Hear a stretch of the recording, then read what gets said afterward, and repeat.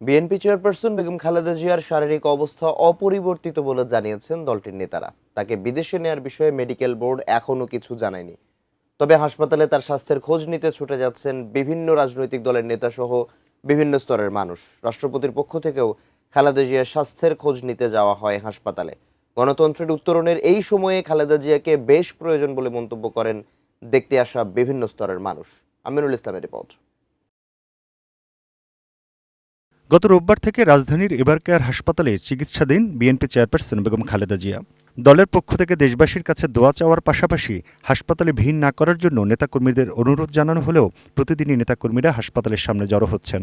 এই মুহূর্তে বাংলাদেশের ঐক্যের প্রতিনিধি বেগম খালেদা। বিএনপি চেয়ারপারসনকে সচক্ষে দেখতে এবং শারীরিক অবস্থার খোঁজ নিতে এবারকেয়ার হাসপাতালে যান বেশ কয়েকটি রাজনৈতিক দলের শীর্ষ নেতারা। শিয়া বাটার ও ভিটামিন ই সমৃদ্ধ লিলি বিউটি সোপ, তারুণ্যময় উজ্জ্বল ত্বকের জন্য।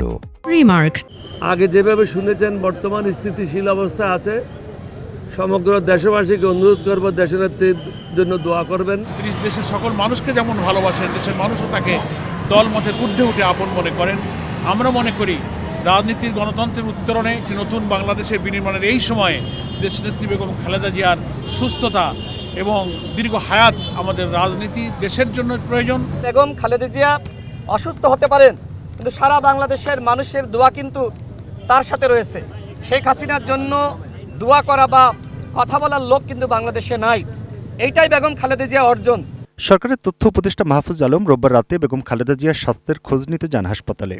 এর আগে রাষ্ট্রপতির পক্ষ থেকে তার সহকারী একান্ত সচিব মোহাম্মদ সাগর হোসেন খালেদা জিয়ার সুস্থতা কামনায় রাষ্ট্রপ্রধানের বাণী নিয়ে যান। মহামান্য রাষ্ট্রপতি আসলে বিএনপি চেয়ারপারসন ও সাবেক প্রধানমন্ত্রী বেগম খালেদা জিয়ার যে বর্তমান শারীরিক অবস্থা, সেই শারীরিক অবস্থায় উনি উদ্বেগ জানিয়েছেন এবং উনি সার্বক্ষণিক খোঁজ খবর রাখছেন। এই নির্বাচন থেকে শুরু করে পরবর্তী যে গণতান্ত্রিক রূপান্তর যেটা ঘটতেছে বাংলাদেশে, এই সময়টাতে যাতে ওনাকে পাই, উনি যাতে থাকেন, তাহলে হয়তো বাংলাদেশে একটা স্মুথ ট্রানজিশন হবে। রাজনৈতিক দলের বাইরেও খালেদা জিয়ার সুস্থতা কামনা করে বিভিন্ন অঙ্গনের মানুষ আসেন এবারকার হাসপাতালে। সেখানে গিয়ে বাংলাদেশ জাতীয় ক্রিকেট দলের সাবেক অধিনায়ক তামিম ইকবাল বলেন, খালেদা জিয়া দেশের জন্য অনেক কিছু করেছেন, এখন তার জন্য দোয়া চান। যে উনি দেশের জন্য কত কিছুই করেছেন, উনি এখন অসুস্থ। আমি এটাই আশা করব আর রিকোয়েস্ট করব সবাইকে যে জিনিসটাকে পলিটিক্যালি ভাবে না দেখে সবাই ওনার জন্য দোয়া করুন যেন উনি তাড়াতাড়ি সুস্থ হয়ে যান।